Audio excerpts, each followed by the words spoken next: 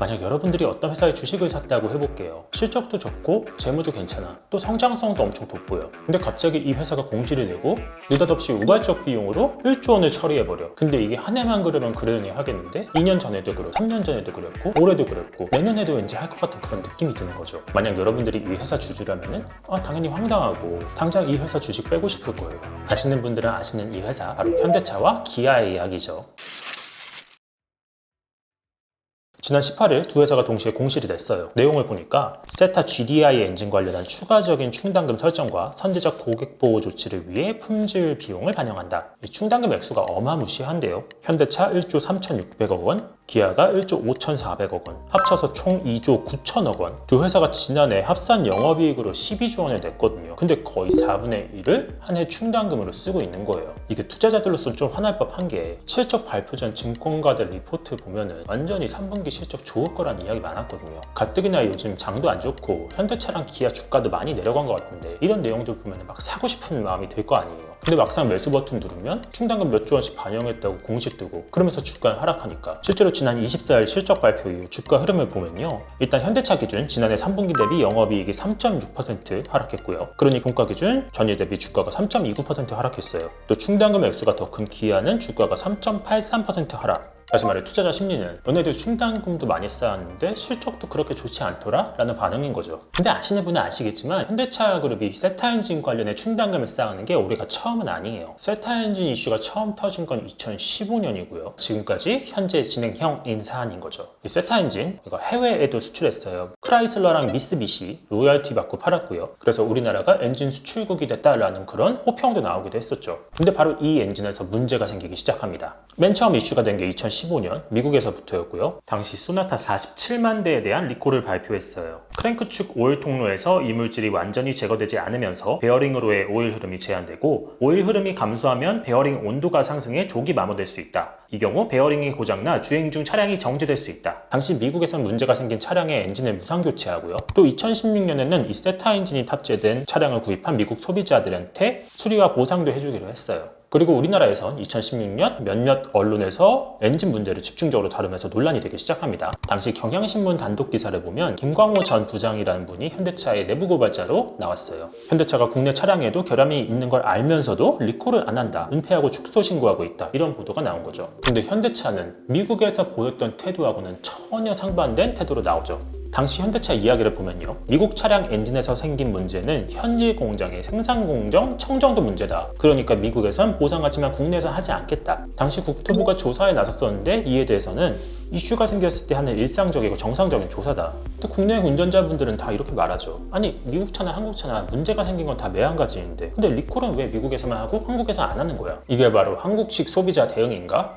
속이 부글부글 끓는 거죠. 그리고 2017년 4월 국토부가 조사에 나선 지 6개월 만에 조사 결과가 나오고요. 당시 현대차는 자발적 리콜을 선택합니다. 국토부 조사 결과 내용을 보면요. 크랭크샤프트에 오일 공급호를 만드는 과정에서 금속 이물질이 발생하고 이로 인해 샤프트와 베어링의 마찰이 원활하지 못하는 소착 현상이 일어나 주행 중 시동이 꺼진다. 미국의 리콜 이슈하고 완전히 똑같아요. 그리고 현대차는 이게 리콜로 이어질 게 뻔하니까 그냥 정황상 자발적 리콜을 선택한 것 같다. 2017년 한국과 미국에서 총 145만 대의 리콜 비용 3,800억 원. 근데 이게 다였으면 모르겠는데 현대차 리콜은 이후 2018년, 2019년, 2020년 그리고 올해까지 총 7년간 리콜 횟수만 6번, 누적 충당금 횟수가 총 8조 3,800억 원이나 됐어요. 아니 아무리 현대차랑 기아가 연간 영업이익으로 한 15조 원 번다고 하지만 매년 리콜 충당금으로 조 단위가 쌓이고 있는데 이거 괜찮은 거야? 싶은 거죠. 또 현대차랑 기아가 2018년부터는 3분기만 되면 리콜 충당금을 쌓고 있거든요. 그래서 증권가에서는 이걸 비꼰 듯한 리포트도 나왔어요. 한국투자증권 제목이 이래요. 이쯤 되면 3분기는 과학이다. 실제로 이번 실적 발표 이후에 증권사 16곳에서 현대차 리포트를 냈는데요. 목표 주가를 하향 조정한 곳이 총 12곳이나 됐어요. 신한투자증권 리포트인데요. 3분기에 고질적인 일회성 비용이 반영되면서 실적에 대한 시장의 신뢰도가 훼손됐다. 그럼 이런 의문도 들죠. 아닌 게 아니라 회사에서 충당금 업데이트라도 좀 자주 해주던가 그것도 아니고 잠잠히 있다가 그냥 3분기만 되면 충당금을 조 단위로 막 쌓는 거야. 그럼 시장에서는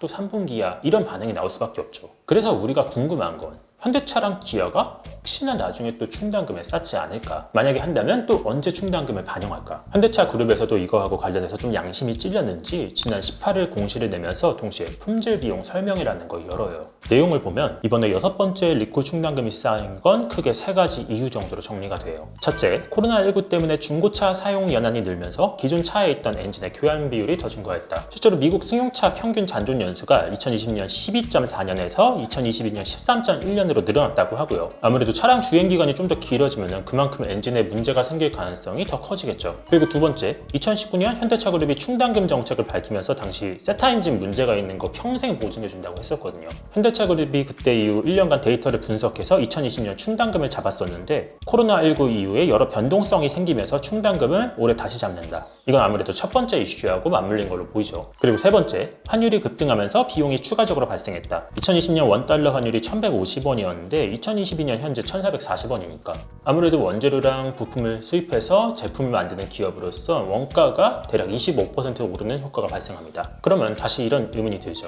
현대차가 다시 계산해가지고 이번에 충당금을 3조 원 정도 쌓은 거니까 그럼 다시 충당금이 쌓일 일은 없을까? 근데 증권가 반응을 보면 나중에 또 할 가능성도 있을 것 같다. 유진투자증권 리포트를 보면요, 향후 추가 충당금 설정 가능성도 있을 것으로 보인다. 노후화 정도가 낮은 2015년에서 2018년 모델의 추정치를 차후에 변경할 가능성이 있으며 이번에 미포함된 2019년에 대한 추정치 변경도 가능하기 때문 세타 엔진 충당금 이슈는 이제 일회성 비용이 아니라 구조적인 문제까지 전이될 가능성이 있어 보인다. 또 앞서 2016년 현대차 그룹이 세타 엔진의 결함을 알면서도 은폐 축소한다는 내부 고발이 나왔다고 했잖아요. 이와 관련해 현대차 그룹 전 현직 임원들의 재판도 지금 진행이 되고 있어요. 이 재판에서 현대차는 자동차관리법에서의 리콜 조항이 위헌이라면서 헌법재판소에 위헌 심판 신청까지 넣었거든요. 이 심판도 지연이 되고 있으니까 리콜 문제에 대한 최종적 판결이 나오기까지 시간이 엄청 오래 걸리겠죠. 현대차 그룹으로선 이런 상황이 전혀 달갑지 않을 게 최근 2025년까지 소프트웨어 자동차 대전환 선언을 했거든요. 2025년까지 현대차 그룹의 커넥티드카가 2천만 대는 돌아다닐 거라고 하고요. 이를 바탕으로 소프트웨어적으로 다양한 수익화에 나서겠다. 다시 말해 현대차 그룹은 스마트카 시대에 개문 발차를 하려고 하고 있고 빠르게 바뀌는 모빌리티 시대에 테슬라를 비롯한 세계 완성차 기업들하고 경쟁해야 되는 상황이거든요. 근데 정작 그룹은 세타 엔진과 관련된 잘못된 대응으로 지속적으로 충당금도 쌓고 있고요. 여기에 법적 공방도 오랫동안 이어지고 있으니까 미래로 나아가려는 현대차가 정작 과거와 너무 오래 싸우고 있는 거 아닌가. 개인적으로는 좀 이런 생각도 들어요. 현대차 그룹이 주주랑 소비자 또 그들 스스로를 위해서라도 8년이나 질질 끌고 있는 이 문제를 좀 완전 해소해야 되지 않나. 그게 전기차 시대로 전환하고 있는 현대차의 발전이나 지금까지 상당히 훼손된 주주와 소비자의 신뢰도 회복하는 길이 아닐까라는 생각도 해봅니다.